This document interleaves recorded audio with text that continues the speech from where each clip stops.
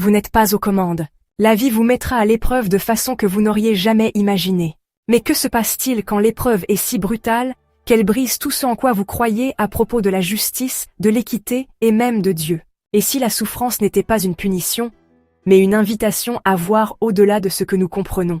Ce soir, nous plongeons dans le livre de Job, non pas comme une histoire ancienne et lointaine, mais comme un miroir de nos propres luttes, de nos doutes, et de la vérité inébranlable que même dans le chaos, il y a quelque chose de plus grand à l'œuvre.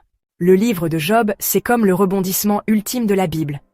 Imaginez le moment où ils vécurent heureux et eurent beaucoup d'enfants, est soudainement déchiré, nous laissant avec une question brûlante. Pourquoi?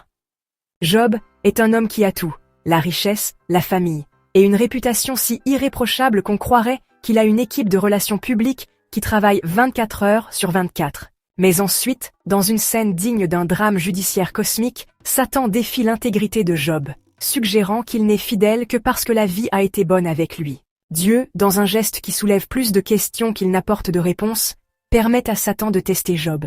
Ce qui suit est une catastrophe si dévastatrice que même le pire ennemi de Job dirait « Aïe, c'est dur ». Entre les trois amis de Job, Eliphaz, Bildad et Tsophar, qui, au début, font ce qu'il faut. Ils restent simplement assis avec lui en silence. Mais ils se mettent à parler, et mon Dieu, qu'est-ce qu'ils parlent? Job ne l'entend pas de cette oreille.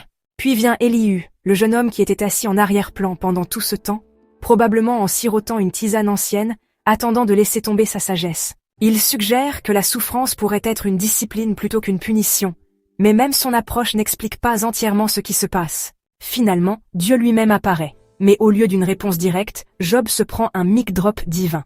Où étais-tu quand j'ai posé les fondations de la terre? À travers un tourbillon de questions rhétoriques et de descriptions époustouflantes de la nature, Dieu rend une chose claire.